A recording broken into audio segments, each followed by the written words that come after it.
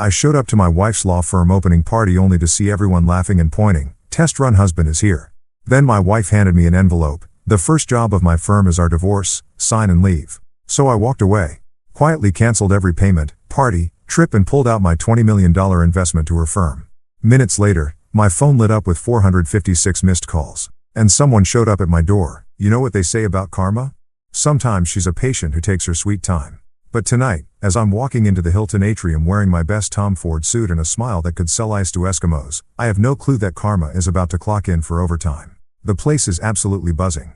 Crystal chandeliers casting rainbow prisms across marble floors that probably cost more than most people's cars. I can smell success in the air mixed with overpriced champagne. And that particular brand of arrogance that only comes from lawyers who think they've made it big. The irony? Every damn penny of this extravaganza came from my bank account. I'm Marcus Hale, 42 years old, and I've got that self-made swagger that comes from turning a small tech startup into a multi-million-dollar empire while everyone else was still figuring out how to use email without accidentally hitting reply all. Tonight's supposed to be the grand opening of Hale & Winters LLP, my wife's dream law firm that I've been bankrolling like some kind of legal sugar daddy. As I make my way through the crowd, nodding at faces I recognize from country club dinners and charity galas, I'm actually feeling pretty damn good about myself. This is my moment, too, right? I mean, without Marcus Hale's deep pockets, there wouldn't be any Hale & Winter LLP. There wouldn't be this fancy party with its ice sculptures and champagne fountains that look like they belong in a Vegas hotel lobby. But then I hear it. This snide little comment that cuts through the party chatter like a knife through butter. Some young associate, probably fresh out of law school and still wet behind the ears, leans over to his buddy and says with a smirk, well, looks like the test-to-run husband is here. Test-to-run husband. The words hit me like a slap across the face. But I keep walking, keep smiling, because that's what you do when you're Marcus Hale. You don't let some nobody in a cheap suit see you sweat. But inside, something cold and sharp is starting to twist in my gut. I scan the room looking for Clara. And there she is, my wife of 8 years, standing at the podium like she owns the world. And damn it, she looks absolutely stunning. Her dark hair is pulled back in this perfect chignon that probably took her stylist 2 hours to achieve. And she's wearing that diamond necklace I bought her for our anniversary last year. The one that cost more than most people make in a decade. She's glowing under those chandelier lights, fielding congratulations and air kisses from everyone who matters in the New York legal scene. Judge Robert Winters, her father and one of the most powerful men in the city's judicial system, is beaming with pride from his front row seat. Victor Cross, her business partner and the guy I've been writing checks to for the past 2 years, is standing just off to the side looking smug as hell in his custom-tailored Armani. Clara catches my eye and smiles. But something's off. It's not the warm, genuine smile I fell in love with all those years ago. This one's different, calculated, like she's already rehearsed what comes next. She taps her champagne glass with a silver spoon, and the room falls silent. Every face turns toward the podium. Every conversation stops mid-sentence. You could hear a pin drop in this place, which is saying something considering we're in the middle of Manhattan. Ladies and gentlemen, Clara begins, her voice carrying that smooth, confident tone she uses in court. Thank you all for being here tonight to celebrate the launch of Hale & Winters LLP. This firm represents everything I've worked for, everything I've dreamed of since I was a little girl sitting in my father's courtroom. The crowd murmurs appreciatively. Someone shouts, "Here, here," and raises their glass. But then Clara does something that makes my blood run cold. She reaches into her clutch, the same Chanel bag I bought her for Christmas, and pulls out a manila envelope. Plain, unremarkable, the kind of envelope that could contain anything from tax documents to grocery coupons. However, she continues, and I swear the temperature in the room drops about 10 degrees before we officially open our doors to serve justice in this city. I have one piece of business to attend to. She walks down from the podium, her heels clicking against the marble floor like a countdown timer. Every step brings her closer to where I'm standing, and every step makes the cold feeling in my stomach spread a little further. The crowd parts like the Red Sea. As she approaches, I can feel hundreds of eyes on me. Can hear the whispers starting to buzz around the room like angry wasps. Someone's phone camera flashes, then another. Clara stops right in front of me, close enough that I can smell her perfume, the same Chanel No. 5 she's worn since our second date. She's still smiling, but now I can see what that smile really is. It's not love or gratitude or even basic human decency. It's pity mixed with something that looks disturbingly like satisfaction. "Marcus," she says loud enough for the whole room to hear. "You've been so generous, so supportive, and I want everyone here to know that the first case Hale & Winters LLP will be handling is very close to my heart." She hands me the envelope like she's presenting me with an award at some twisted ceremony. The paper feels heavy in my hands, weighted with possibilities I don't want to consider. "The first case for my law firm," she announces, turning back to address the crowd with that same practiced smile as my divorce. Marcus, I need you to sign these papers and leave tonight.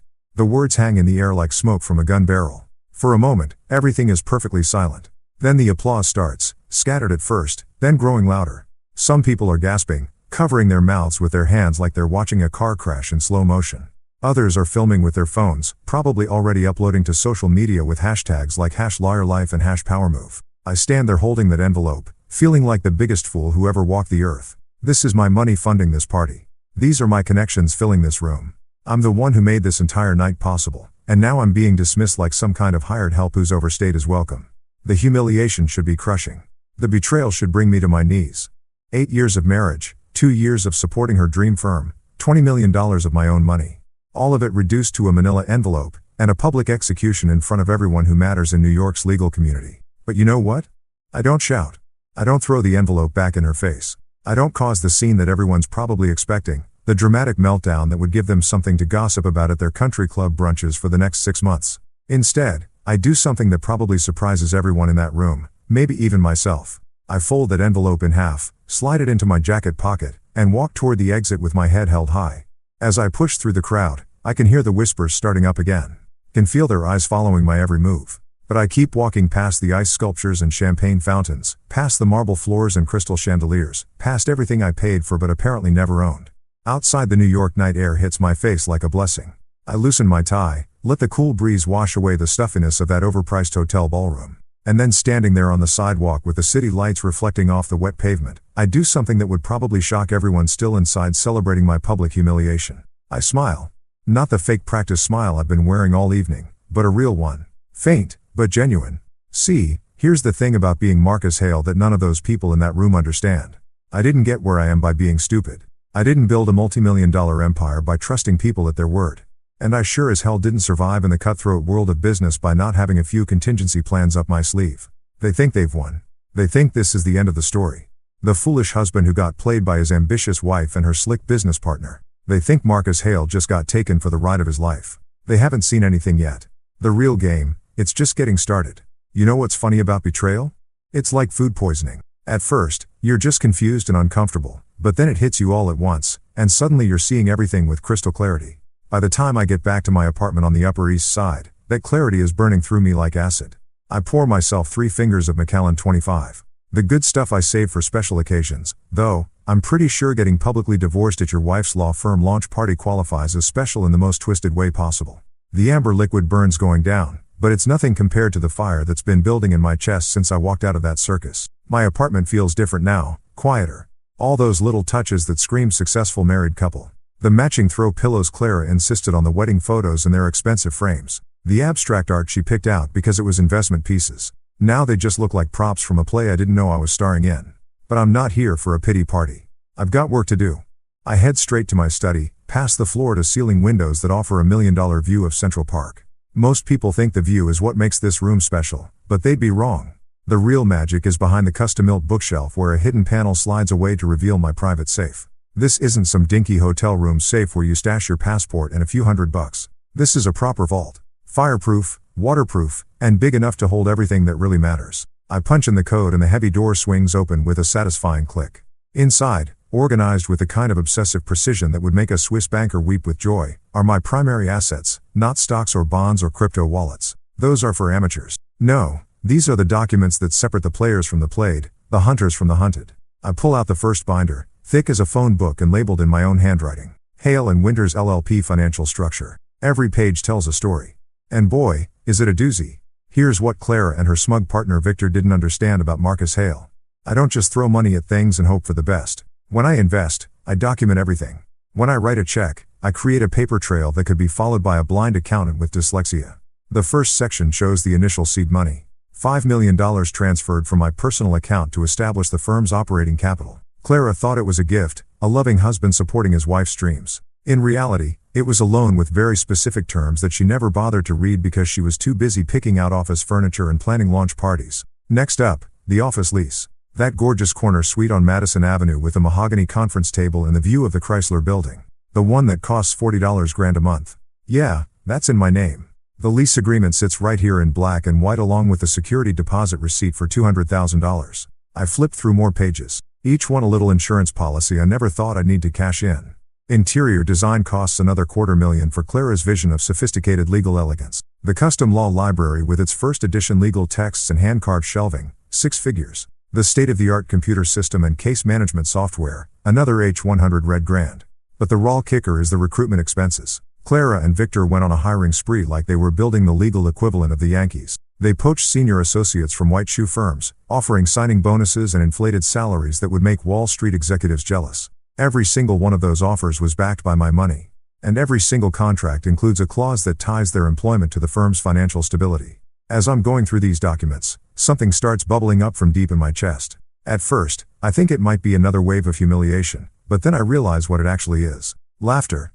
Dark, bitter laughter that tastes like revenge served at room temperature. Because here's the thing that's becoming crystal clear as I review my meticulous record keeping. I haven't been Clara's husband for the past 2 years. I've been her bank, a walking talking ATM with a wedding ring and a joint checking account.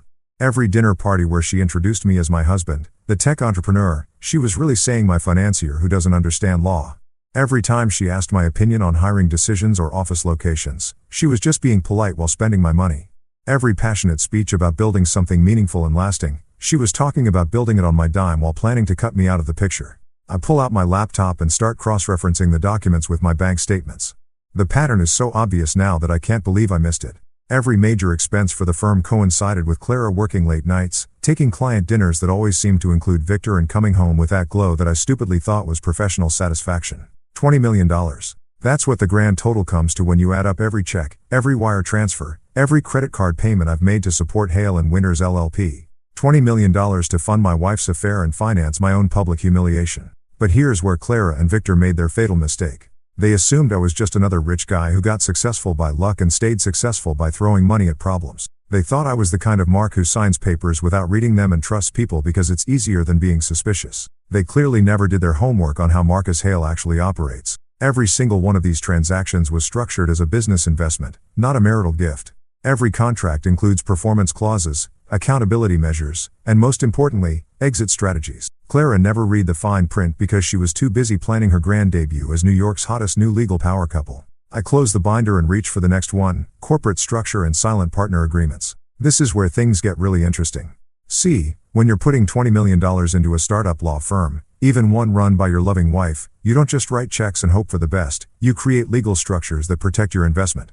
You establish yourself as a silent partner with very specific rights and responsibilities. Rights like the ability to freeze corporate accounts if fiscal responsibility is questioned. Rights like mandatory disclosure of all major expenditures. Rights like unilateral withdrawal of invested capital under breach of fiduciary duty clauses. The beauty of it all is that Clara signed every single one of these agreements herself. She was so eager to get her hands on my money that she barely glanced at the corporate documents. She probably assumed they were just legal boilerplate.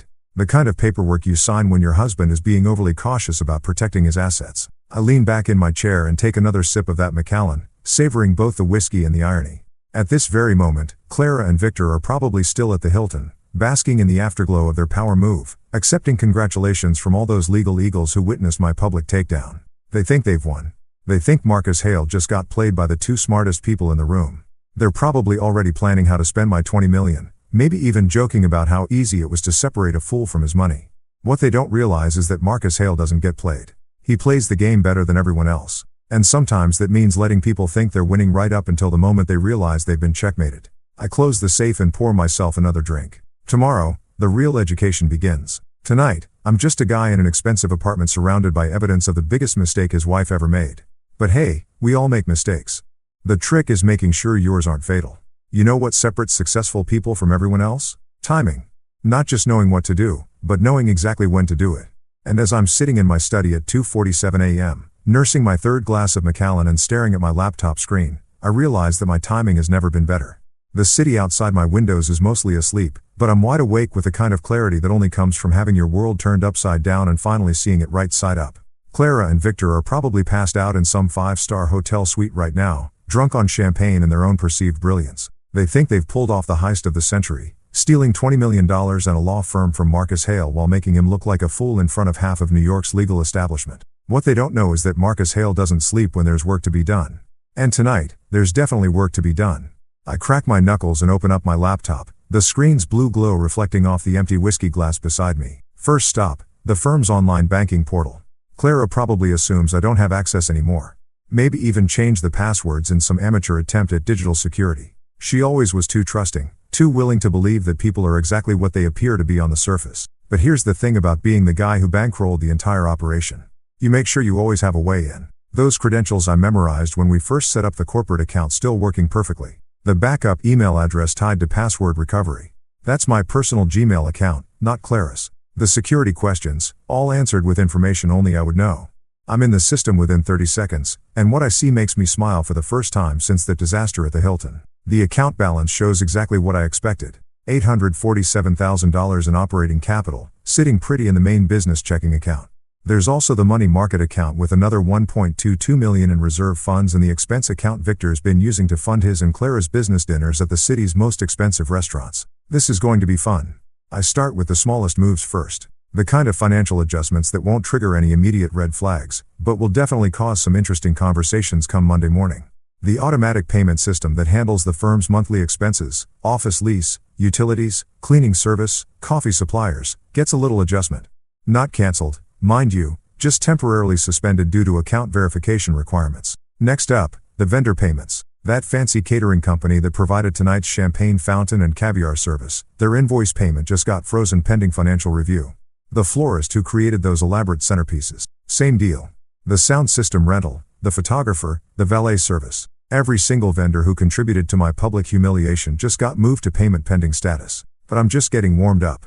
The real masterpiece is the payroll system. All those hotshot lawyers Clara and Victor poach from competing firms, the ones with their signing bonuses and 6-figure salaries and attitudes that could cut glass, their direct deposit information just encountered a small technical glitch that will require manual resolution. Nothing permanent, you understand?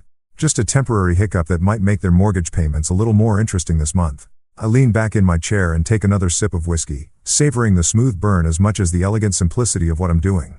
This isn't some dramatic corporate raid with hostile takeovers and screaming board meetings. This is surgical precision, the kind of quiet destruction that happens in spreadsheets and database queries while the targets sleep peacefully in their beds.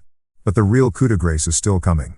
I navigate to the investment management section of the portal where the crown jewel of my financial architecture sits waiting. My silent partner withdrawal clause. It's buried in subsection 7.3 of the corporate partnership agreement. The part that Clara's lawyer probably skimmed over because it looked like standard boilerplate language. What it actually says in very precise legal terminology is that any partner who contributed more than 75% of the firm's initial capitalization has the right to immediate asset recovery in the event of material breach of fiduciary responsibility or dissolution of partnership confidence. $20 million in Clara's public divorce announcement at the firm's launch party. Victor's smirk as he watched me get handed those papers. I'd say that qualifies as material breach of just about everything. I click through the withdrawal process, each screen asking me to confirm that yes, I really want to do this, and yes, I understand the consequences, and yes, I'm absolutely certain. The system is designed to make you think twice, to give you multiple opportunities to back down from what it knows is going to be a financial nuclear option. But Marcus Hale doesn't back down. Not when he's been played, not when he's been humiliated, and definitely not when he's got 20 million reasons to make his point crystal clear.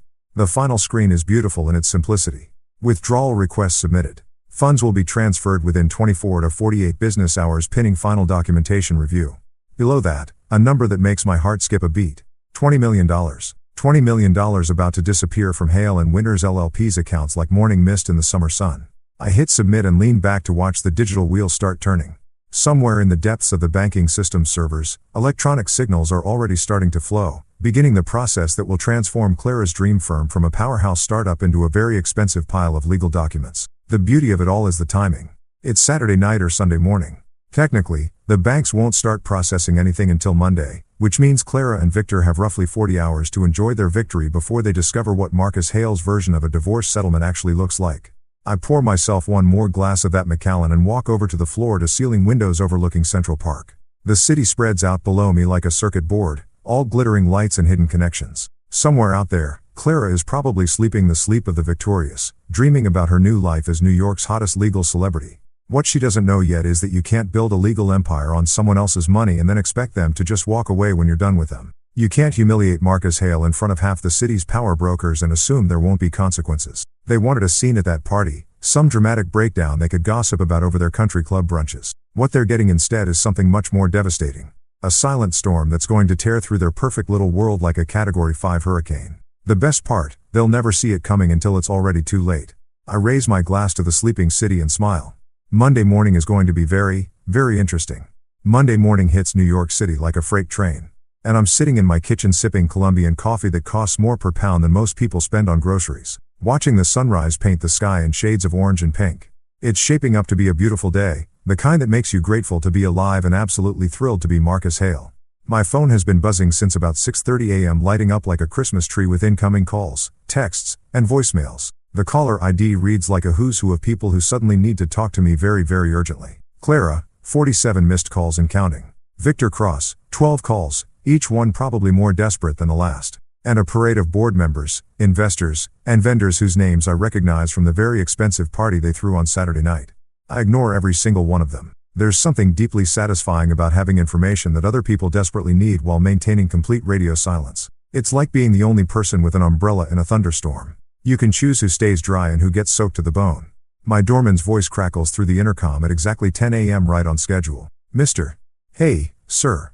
There's a young lady here from the law firm, says it's urgent. Name's Sophie something. Sophie Lang, Clara's assistant, fresh out of college and probably making 30 grand a year to fetch coffee and manage calendars for people who think they're changing the world. Poor kid probably has no idea she's about to become a messenger in the most expensive game of chess New York has seen all year. Send her up, Frank, I tell the intercom, then settle back into my leather chair with my coffee mug and the morning edition of the Wall Street Journal. Nothing quite like reading about other people's financial disasters while orchestrating your own masterpiece. The knock on my door comes exactly 3 minutes later. Soft, hesitant, the kind of knock that says, please don't shoot the messenger. I take my time answering, letting her stew in the hallway for a moment while I finish the article I'm reading about market volatility in emerging tech sectors. When I finally open the door, Sophie Lang looks like she's been through a blender set on Corporate Nightmare. Her usually perfect blonde hair is pulled back in a messy bun. Her makeup is smudged like she's been crying or rubbing her eyes. And she's clutching a manila folder against her chest like it's a life preserver. Mr. Hale, she says, and her voice actually cracks a little. Thank you for seeing me. I know this is irregular, Sophie. Right. I step aside and gesture for her to come in. Clara's assistant. Coffee. You look like you could use it. She shakes her head quickly, too wound up to sit still. I can't stay long. The firm is there's a situation, a big situation. I pour myself a fresh cup and lean against the kitchen counter, watching her with the kind of mild interest you'd show to a particularly entertaining street performer. Oh, what kind of situation? Everything's collapsing. The words tumble out of her like water through a broken dam. The payroll system crashed this morning. Nobody got paid. The vendors are calling nonstop saying their payments were rejected. The catering company is threatening to sue over the party expenses. Even the coffee service got cut off. Do you know how lawyers function without coffee, Mr. Hale? I take a slow sip from my mug and make a thoughtful noise. Sounds complicated. The investors are furious, she continues, pacing back and forth in my entryway like a caged animal. Judge Winters has been calling every hour demanding explanations. Victor locked himself in his office and won't come out. And Clara, she stops pacing and looks at me with eyes that are definitely on the verge of tears. Clara says, it's all just a computer glitch. Some kind of banking error that will be resolved by end of business today. And what do you think, Sophie? She bites her lower lip, clearly wrestling with whether to speak her mind to the man who just got publicly divorced by her boss. I think she says carefully that computer glitches don't usually involve $20 million disappearing from corporate accounts. Smart girl, smarter than her boss. Anyway, I'm not a financial expert, I tell her, setting down my coffee mug and walking over to my desk. But that does sound like more than a glitch. I pull open the top drawer and retrieve a cream-colored envelope. The kind of expensive stationery that screams serious business without having to say a word. Inside are 3 sheets of legal paper covered in my lawyer's precise handwriting. Terms and conditions that Clara is going to absolutely hate, but will have no choice but to consider. I need you to deliver this to Clara. I say, handing Sophie the envelope directly to her. Don't give it to Victor.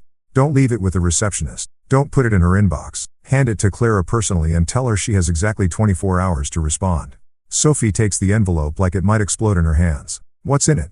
A way out of this mess, I say simply. The only way out, actually. Her eyes search my face, probably looking for some hint of mercy or compassion or basic human decency. What she finds instead is the cold, calculating stare of a man who's done playing games. Mr. Hale, she says quietly, is this about the divorce? Because if it is, maybe we could. Sophie, I interrupt her gently but firmly. This isn't about the divorce. This is about business. $20 million worth of business that your bosses seem to have forgotten belongs to someone. She nods slowly, finally understanding that she's not just delivering a message. She's carrying the terms of surrender from the winning side to the losing side. 24 hours, I repeat, not a minute more. And Sophie, Make sure Clara understands that this is the only offer she's going to get. The next conversation won't be nearly as pleasant. After she leaves, I walk back to my kitchen window and look out at the city below. Somewhere in a glass tower on Madison Avenue, Clara is probably having the worst Monday of her professional life. The phone calls, the panicked meetings, the growing realization that her dream firm is turning into a nightmare faster than she can damage control. I pour myself another cup of coffee and check my phone. 53 missed calls now, plus a text message from Victor that just says, "Call me now," in all caps. I delete the text without reading it twice and turn my phone to silent mode. The beautiful thing about being Marcus Hale is that when you hold all the cards, you get to decide when the game ends. And this game, it's just getting started. 24 hours, Clara, the clock is ticking. Friday morning arrives with all the subtlety of a demolition crew.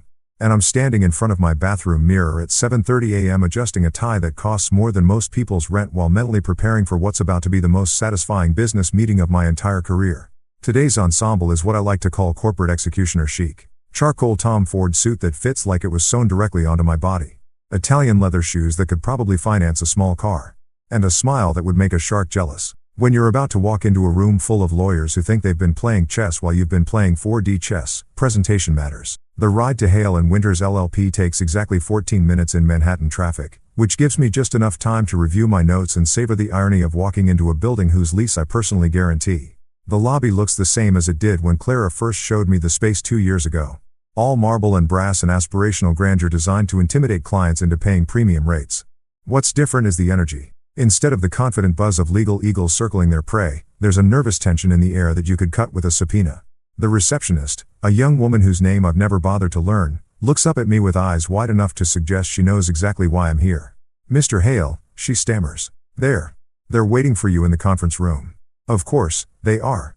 When Marcus Hale schedules a 9 a.m. meeting, smart people show up early and nervous people show up earlier. The elevator ride to the 42nd floor gives me 30 seconds to appreciate the view of Manhattan spreading out below, like a game board I'm about to rearrange. When the doors open, I can hear voices through the conference room's glass walls, urgent whispers, and what sounds like someone practicing damage control talking points. I push through the mahogany doors at exactly 9:00 a.m. because punctuality is just another form of power and survey the carnage that used to be Clara's dream team.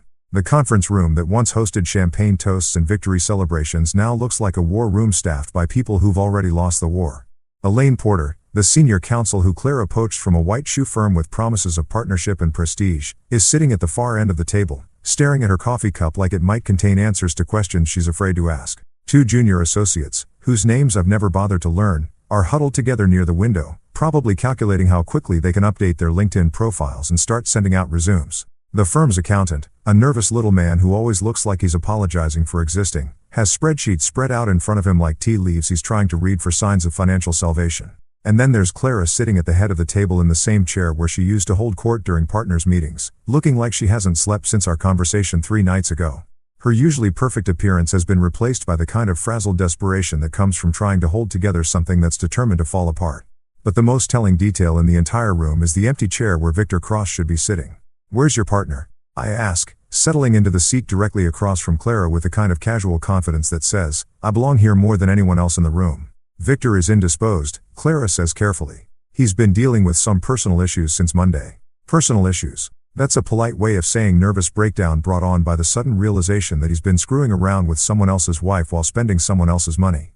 Word around the legal community is that Victor hasn't left his apartment since Tuesday, surviving on Chinese takeout and what I imagine is a steady diet of panic attacks. "Well," I say, opening my briefcase and pulling out a folder thick enough to choke a horse. "I suppose we'll have to proceed without him." I spread the documents across the mahogany table like a dealer shuffling cards, each page representing another nail in the coffin of Clara's legal empire. Partnership dissolution agreements, asset recovery forms, employment termination notices, and the piece to resistance. A restructuring proposal that would make Gordon Gekko weep with appreciation.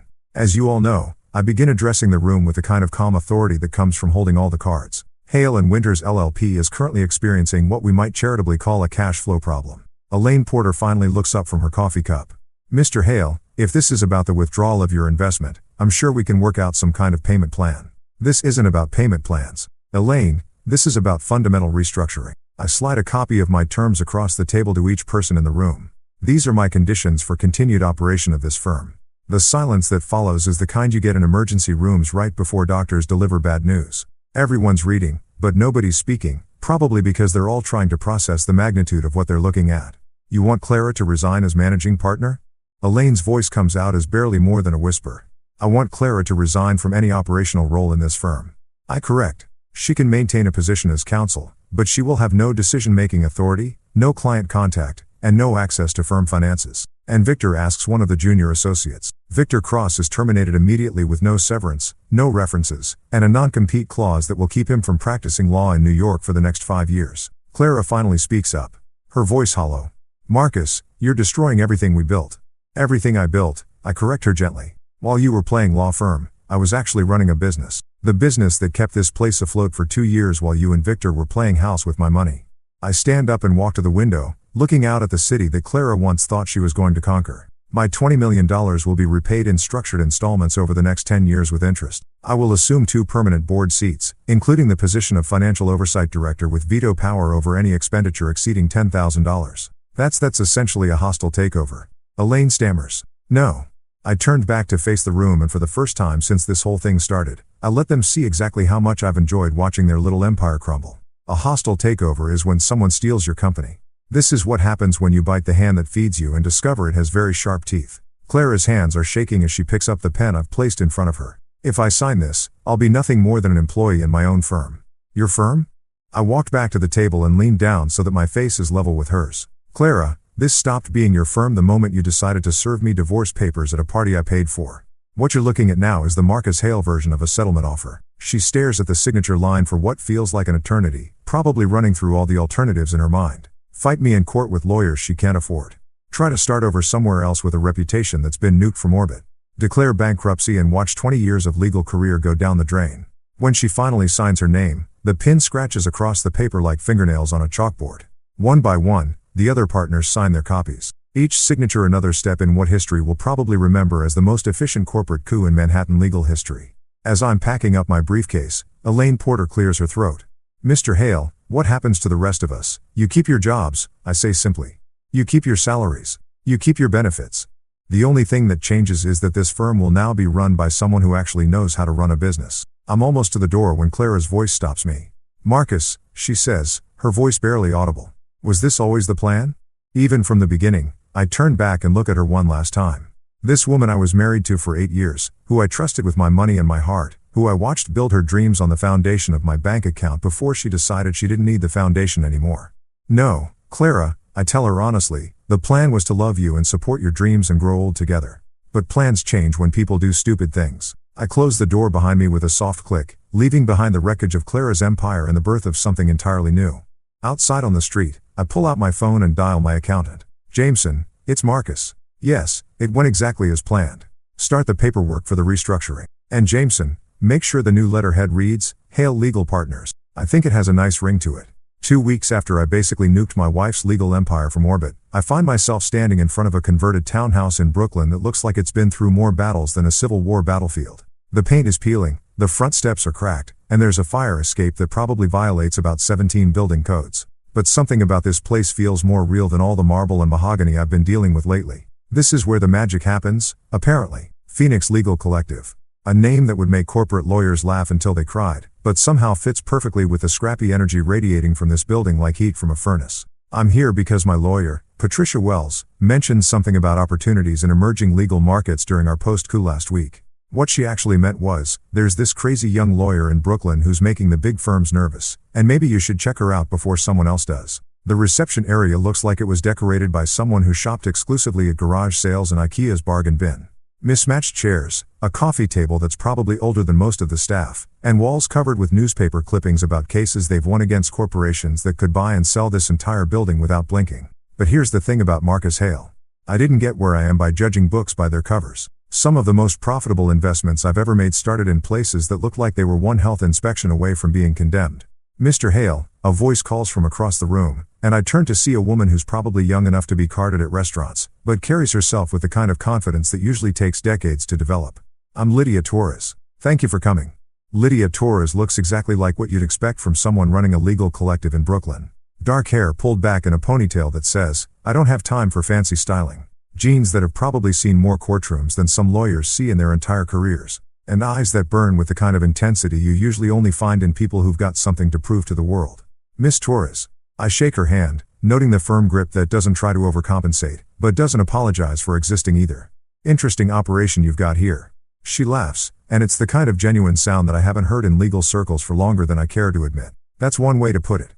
Come on, let me show you around before you decide whether we're brilliant visionaries or completely insane. The tour that follows is like stepping into an alternate universe where lawyers actually give a damn about something other than billable hours and partnership tracks. The office space is cramped and chaotic with case files stacked on every available surface and whiteboards covered in strategy notes that look like they were written by someone planning a military campaign. This is our war room, Lydia says, gesturing to a conference room that's about the size of Clara's old office closet. We handle about 40 cases at any given time. Wrongful evictions, immigration rights, class action suits against landlords who think heat is optional. In January, I pick up a case file from the table. Martinez versus Blackstone Property Management. A family of 5 getting evicted from their apartment because their toddler's crying supposedly violated the quiet enjoyment clause in their lease. The kind of case that big firms would settle quietly for nuisance value. Except these people are fighting it all the way to appeals court. What's your success rate?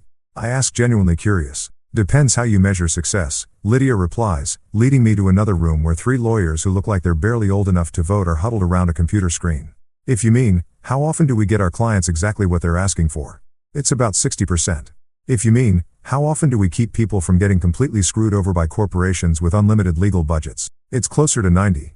We stop in front of a bulletin board covered with thank you letters, newspaper clippings, and what looks like a hand-drawn picture from a kid whose family probably didn't get evicted because of the work these people do.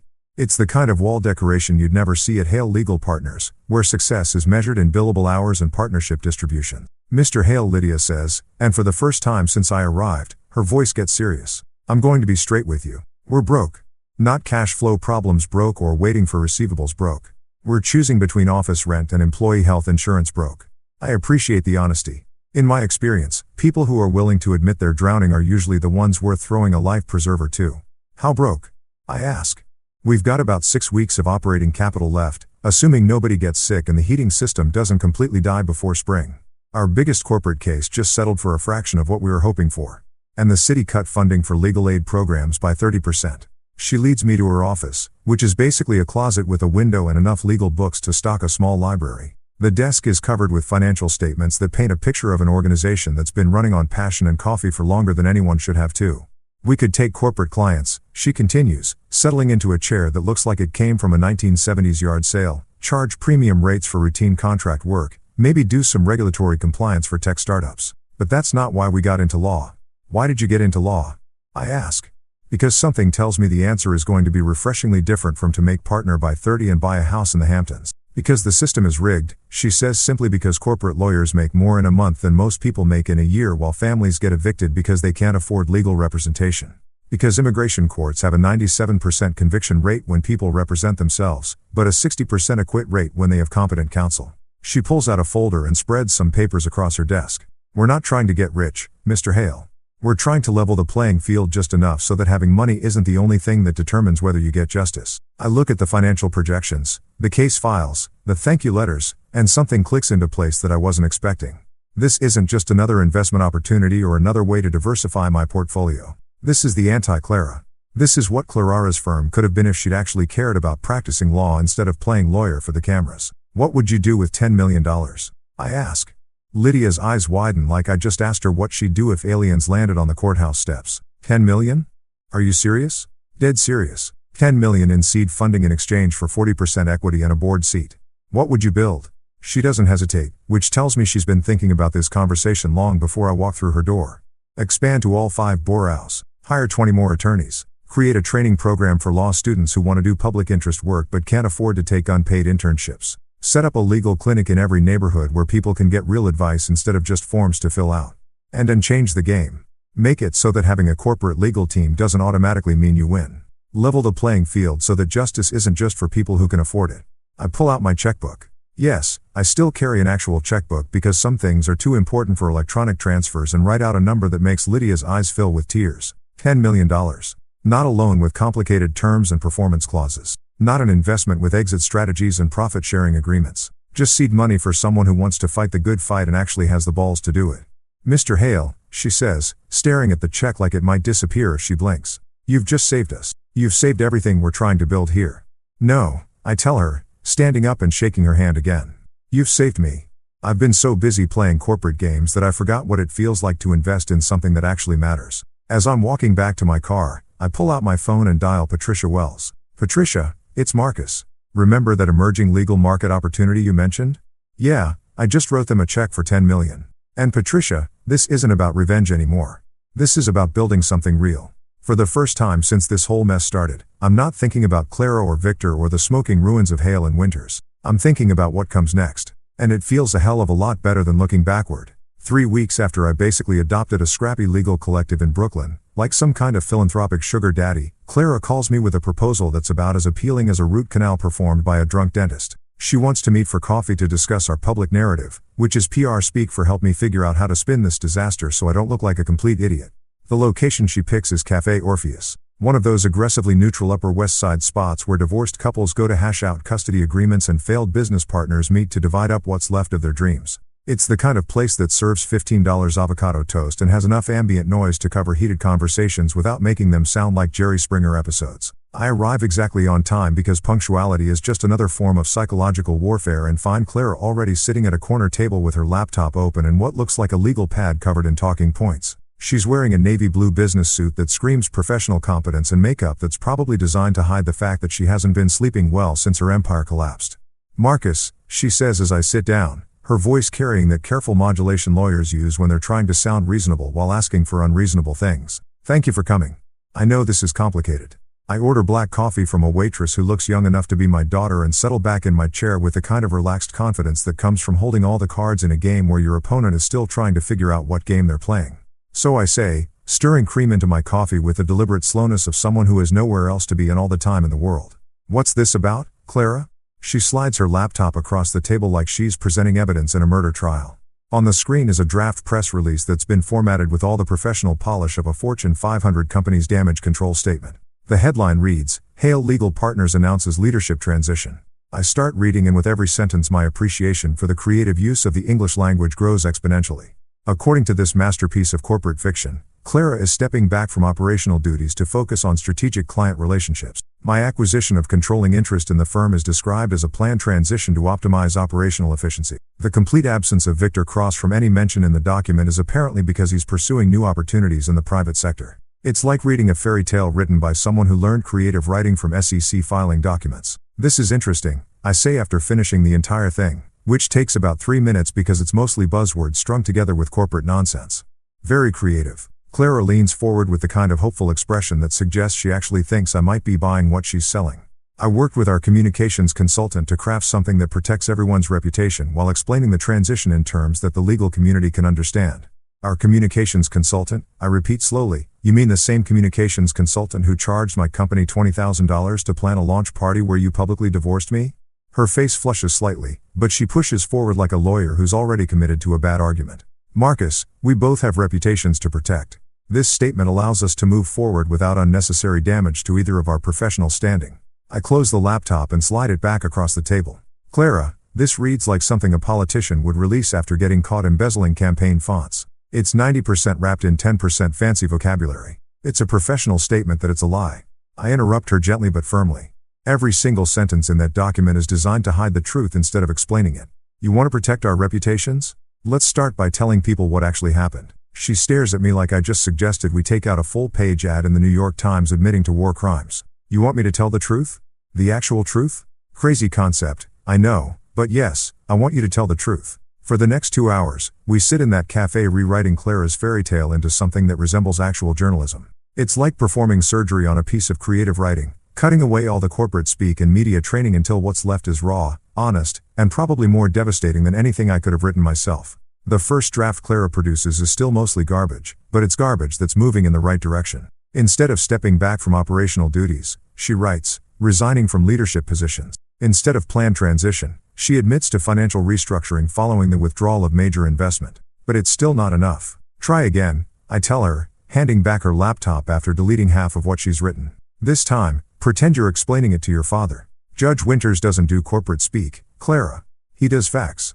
The mention of her father hits like a slap across the face. Judge Robert Winters is old school judiciary, the kind of man who believes that words should mean what they say and say what they mean. He's also the kind of father who raised his daughter to believe that integrity matters more than appearances, which makes Clara's current situation especially painful. She starts typing again, and this time the words that come out are sharper, cleaner, more honest. Instead of hiding behind passive voice and corporate euphemisms, she starts taking responsibility for decisions that led to consequences. Marcus Hale provided the financial foundation that made Hale and Winters LLP possible. She writes, "My personal choices jeopardized that investment and damaged the professional relationship that the firm was built on. It's getting better, but it's still not the whole truth." "What about Victor?" I ask. She stops typing and stares at the screen for a long moment. "What about him? Are you going to mention that you were having an affair with your business partner while using your husband's money to fund both your firm and your relationship? Or are we going to pretend that's not relevant to the story?" The question hangs in the air between us like smoke from a gun barrel. Clara's hands hover over the keyboard, probably running through all the different ways she could phrase this particular truth without completely destroying what's left of her professional reputation.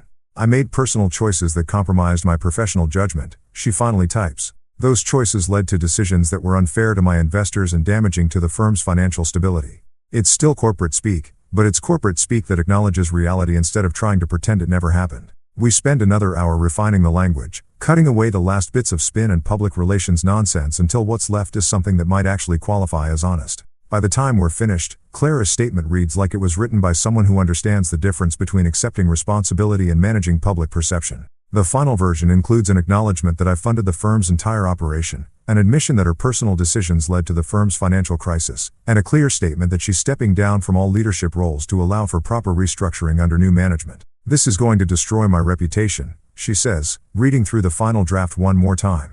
"Your reputation was destroyed the moment you decided to publicly humiliate the man who bankrolled your entire operation." I tell her this is just acknowledging what everyone already knows. She stares at the screen for another long moment, probably weighing the cost of honesty against the price of continued deception. Then, without any fanfare or dramatic speeches, she hits schedule and sets the statement to go live on the firm's website and social media accounts tomorrow morning at 9 a.m. there, she says, closing the laptop with a finality that sounds like a coffin lid slamming shut. "The truth is requested. The truth is required." I correct her. "This should have been your first instinct, not your last resort." As I'm getting ready to leave, Clara reaches across the table and touches my hand for just a moment. "Marcus, for what it's worth, I never wanted it to end like this." "I know," I tell her honestly. "But wanting something and working for it are two very different things. You wanted to have your cake and eat it, too." I wanted a wife who understood that marriage is supposed to be a partnership, not a business transaction. Outside the cafe, I pull out my phone and call Patricia Wells. "Patricia, it's Marcus. Clara is releasing a statement tomorrow morning." "Yes, it's honest." "No, she's not going to like the reaction. And Patricia, make sure our media people are ready to field calls. Tomorrow's going to be interesting." Somewhere in the back of my mind, I can already hear the phones ringing at law firms across Manhattan as the legal gossip network processes the news that Clara Winters Hale just admitted to imploding her own firm through spectacular professional misconduct. Tomorrow morning, the truth finally gets to see daylight. And after months of living in Clara's carefully constructed fantasy, that feels like a victory all by itself. You know what's funny about the truth? It spreads faster than gossip and hits harder than a freight train carrying lawsuits. Clara's statement goes live at exactly 9 a.m. on a Tuesday morning. And by 9:15, my phone is buzzing like an angry hornet's nest with calls from reporters, lawyers, and probably half the legal establishment in Manhattan who suddenly want to know everything about Marcus Hale. I'm sitting in my apartment nursing my second cup of Colombian coffee and watching the sunrise paint Central Park in shades of gold and possibility when the first call comes in. It's from Legal Times, then Above the Law, then something called Manhattan Law Weekly that I'm pretty sure didn't exist yesterday, but apparently has very strong opinions about corporate restructuring and boutique firms. The best part, I don't answer a single one of them. Instead, I pour myself another cup of coffee and settle in to watch the digital wildfire spread across social media like spilled gasoline meeting a lit cigarette. LinkedIn explodes with hot takes from lawyers who want everyone to know they saw this coming all along. Twitter becomes a battlefield between people who think Clara got what she deserved and people who think I'm some kind of corporate monster for pulling my own money out of a business run by people who betrayed me. By noon, the story has made it to the front page of the New York Law Journal with a headline that reads, "Power Couple's Public Divorce Exposes Law Firm Financial Crisis." The article includes quotes from sources close to the situation who apparently have very detailed knowledge of my personal finances and very strong opinions about my character. But here's the thing about being Marcus Hale. When you've already won the war, watching people argue about the battle tactics is just entertainment. The real fun starts around 2 p.m. when my email inbox begins filling up with opportunities that would have seemed impossible just 6 months ago. Columbia Law School wants me to guest lecture on entrepreneurial finance and legal startups. The New York State Bar Association is asking if I'd be interested in serving on their ethics committee, which is either ironic or perfectly appropriate, depending on your perspective. 3 different nonprofit organizations want to discuss potential partnerships, and someone from the mayor's office is asking if I'd consider joining an advisory board on small business development. It's like watching your reputation get rebuilt in real time, except this time it's being built on a foundation of honesty instead of carefully managed public relations. The most interesting call comes from Dr. Eleanor Hartwell at NYU's Business School, who wants to know if I'd be willing to participate in a case study about financial accountability and professional services partnership. Apparently, my systematic dismantling of Clara's empire is being taught as an example of how to protect investment interests when personal relationships go sideways. I'm famous, but for all the right reasons this time. Around 4:00 p.m., I decide to escape the chaos and take a walk through Central Park. It's one of those perfect October afternoons when the leaves are just starting to turn and the air has that crisp quality that makes you grateful to be alive in New York City. I'm walking past the Shakespeare Garden thinking about nothing more complicated than whether to grab dinner at that Italian place I like when my phone buzzes with a text from Patricia Wells. Victor Cross just posted on LinkedIn. You should probably see this. I find a bench and pull up Victor's profile, which now features a lengthy post that reads like a suicide note written by someone who learned creative writing from corporate legal documents. He's apparently taking time to reassess career priorities and exploring opportunities outside the traditional legal framework. It's the kind of language people use when they're unemployed but too proud to admit it. The comments section is a bloodbath of former colleagues offering hollow sympathy while probably updating their contact lists to remove his information. It's professional death by 1,000 cuts. And I'd almost feel sorry for him if he hadn't spent 2 years screwing my wife while spending my money.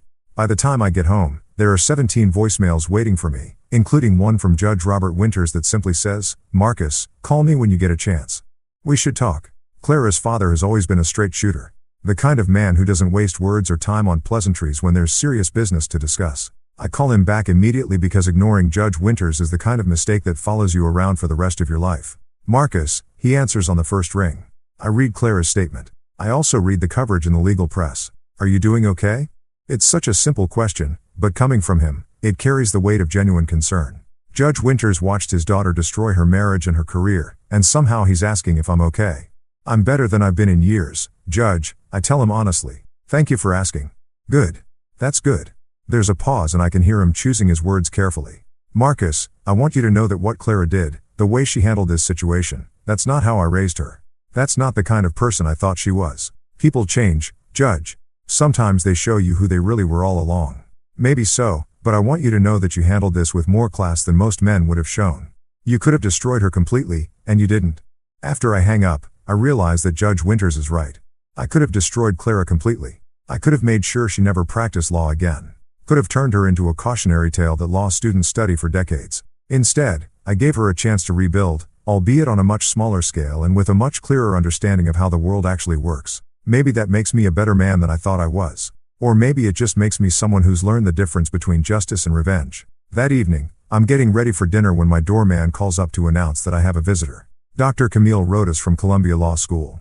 "Sir," says she has an appointment. I don't remember scheduling any appointments, but something about the name sounds familiar. It takes me a moment to place it. She's the ethics professor who was quoted in one of the articles about Clara's statement talking about fiduciary responsibility and professional partnership. Dr. Camille Rodas turns out to be a woman in her early 40s with the kind of sharp intelligence that comes through in everything from her handshake to the way she looks around my apartment like she's cataloging details for future reference. She's wearing jeans and a Columbia sweatshirt, which suggests this isn't a formal business call. "Mr. Hale," she says, settling into the chair across from my couch like she belongs there. "I hope you don't mind the unscheduled visit. I was in the neighborhood and I've been following your situation with great interest." "Academic interest?" I ask, pouring 2 glasses of wine because something tells me this conversation is going to require alcohol. "Professional and personal," she admits. "What you did to Hale and Winters, the way you structured your withdrawal, the legal mechanisms you used to protect your investment. It's brilliant. Ethically sound, legally airtight, and more elegant than anything I've seen in 20 years of studying corporate accountability." We talk for 3 hours about everything from business ethics to the future of legal education. And by the time she leaves, I realize 2 things. First, that I haven't had a conversation this intellectually stimulating since before Clara and I got married. And second, that Dr. Camille Rodas has the kind of smile that makes you want to figure out what makes her laugh. As I'm cleaning up the wine glasses, I catch myself smiling for no particular reason except that for the first time in years, the future feels like something worth looking forward to instead of something to survive. Tomorrow, I start teaching a seminar at Columbia on entrepreneurial finance. Next week, I'm meeting with the Phoenix legal team to discuss expansion plans. And sometime soon, I might just ask Dr. Camille Rodas if she'd like to continue our conversation over dinner. The war with Clara is over, and I won. But more importantly, I'm finally ready to start building something new. 6 months after the spectacular implosion of what used to be Clara's legal empire, I'm sitting in my new apartment on the Upper West Side, grading papers for my Columbia Law School seminar on entrepreneurial finance when the FedEx courier shows up with a package that's about to close the final chapter of the Marcus Hale revenge story. The apartment is smaller than my old place. No marble countertops or floor-to-ceiling windows overlooking Central Park, but it gets sunlight. Real honest-to-God sunlight. That streams through normal-sized windows and makes everything feel warm and alive instead of like a museum exhibit designed to impress people I never really liked. Anyway, the FedEx envelope is addressed in handwriting I recognize immediately, even though it's been months since I've seen Clara's distinctive cursive. No return address, but the Portland postmark tells me everything I need to know about how far she's fallen from the Manhattan legal scene she once thought she was going to conquer. I pour myself a cup of coffee, regular coffee, not the $20 a pound Colombian stuff I used to drink because expensive was supposed to mean better, and settle into the reading chair I bought from a furniture store in Queens instead of some boutique showroom where they charge extra for the privilege of being condescended to by interior designers. The letter inside is written on plain white paper, the kind you can buy at any drugstore, and it's only 1 page long. But sometimes 1 page is enough to say everything that needs saying. Marcus *. I moved to Portland 3 months ago. I know that probably doesn't surprise you. Everyone in the New York legal community knows by now that Clara Winters Hale is persona non grata east of the Hudson River. I work at a nonprofit clinic now, helping people who can't afford lawyers navigate immigration cases and housing disputes. The pay is terrible. The office is in a strip mall between a nail salon and a tax preparation service, and I've never been happier to go to work in the morning. I understand now what you tried to tell me that night in your apartment. I understand the difference between being respected and being famous, between building something real and building something that looks good in legal trade publications. I spent 8 years married to a man who supported my dreams even when I didn't deserve his support. And I threw it all away because I thought I needed to prove something to people whose opinions shouldn't have mattered. I know you probably don't want to hear from me. I know I have no right to ask for forgiveness or understanding or even acknowledgement that this letter exists, but I wanted you to know that I'm different now. Not better necessarily, but different. Real *. The woman who served you divorce papers at that party was playing a character she thought she was supposed to be. The woman writing this letter is just Clara trying to figure out how to live with the choices she made and the bridges she burned. I don't expect forgiveness. I just wanted you to know. Clara *. I read the letter twice, then fold it carefully and slide it into the desk drawer where I keep important documents that I'm not ready to throw away but don't need to look at every day. Next to tax returns and insurance policies and the deed to this apartment that nobody helped me pick out because I'm perfectly capable of choosing my own goddamn living space. There's no anger in me anymore when I think about Clara. No bitterness or resentment or desire for further revenge. Just a kind of distant sadness for the woman she could have been if she'd figured out who she actually was before she tried to become someone else. The irony is that the Clara who wrote this letter, the one working in a strip mall legal clinic making terrible money to help people who actually need help. That's the woman I fell in love with 10 years ago. That's the woman I would have supported and encouraged and built a life with if she'd existed anywhere except in my memory of who she used to be. But that woman disappeared somewhere between law school graduation and the first time someone called her a rising star in Manhattan legal circles. She got replaced by someone who cared more about appearances than reality. More about being seen as successful than actually doing work that mattered. Maybe Portland will give her a chance to find her way back to who she was supposed to be. Maybe working in that strip mall clinic will teach her the difference between having a career and having a calling. Maybe she'll figure out that respect has to be earned through actions, not bought with other people's money. Or maybe she won't. Maybe this is just another performance, another carefully crafted image designed to make me think she's learned something she hasn't actually learned. I've been fooled by Clara Winters before, and the smart money says I shouldn't trust anything she says or writes or claims to believe. But here's the thing about being Marcus Hale. I don't have to figure out whether Clara's redemption arc is real or fake. That's her problem to solve, not mine. My phone buzzes with a text from Camille Rodas. Dr. Camille Rodas, who turned out to be exactly as brilliant and funny and genuinely interesting as she seemed that first night she showed up at my door unannounced. We've been dating for 3 months now. If you can call it dating, when two middle-aged professionals grab dinner between teaching schedules and discuss constitutional law over wine like it's the most natural thing in the world. Dinner at 7. That new Ethiopian place in the village. I text back. Perfect. Just finished grading papers. Ready for food that doesn't come with student complaints about grade curves? Bring the good wine. I have news about the Phoenix Legal expansion. The Phoenix Legal Collective has been the best investment I've made in years, and not just financially. Lydia Torres and her team have opened 3 new offices across the city, hired 47 new attorneys, and won some cases that have corporate legal departments genuinely nervous about treating poor people like they're disposable. Last month, they convinced a federal judge to certify a class action lawsuit against one of the biggest property management companies in New York, representing over 2,000 tenants who were illegally charged fees that nobody bothered to explain or justify. The settlement is going to run into 8 figures, and every penny of it goes to people who actually need the money instead of lawyers who already have too much. That's what victory looks like when you're building something instead of destroying something. When you're creating value instead of just redistributing wealth from people who trusted you to people who betrayed them. I look out my window at the street below where normal people are living normal lives without worrying about legal empires or corporate restructuring or whether their spouse is planning to publicly humiliate them at parties they paid for. A couple is walking hand in hand toward the subway, probably heading to jobs that don't require them to question everyone's motives or document every financial transaction. Like they're preparing for war. That could be me and Camille in 6 months or a year or whenever we figure out that what we have is worth making official. Walking to dinner without checking our phones for urgent messages from lawyers or accountants or business partners who think the world will end if they don't have immediate answers to questions that could wait until tomorrow. The sunlight is starting to fade, painting my apartment in shades of gold and amber that make everything look warm and possible. In an hour, I'll meet Camille at that Ethiopian restaurant, and we'll talk about Phoenix Legal's expansion plans and her research on legal ethics, and maybe what we're doing next weekend when neither of us has papers to grade or cases to review. Later tonight, I'll come home to this apartment that belongs entirely to me, pour myself a glass of wine that costs exactly what wine should cost, and read a book that has nothing to do with business or law or revenge or any of the things that consumed my life for the past year. Tomorrow, I'll teach eager law students about the intersection of entrepreneurship and ethics, help Lydia Torres figure out how to fund legal clinics in underserved communities, and maybe take Camille to that art gallery opening she mentioned. The war with Clara is over. The reconstruction of Marcus Hale is complete, and for the first time in longer than I care to remember, the future feels like something to build instead of something to survive. I close the desk drawer with Clara's letter inside and walk toward the window where the last of the afternoon sunlight is turning the city into something that looks almost like hope. The best revenge, it turns out, isn't destroying your enemies. It's building a life so good that their betrayal becomes irrelevant. And that, I realize, is the ultimate victory.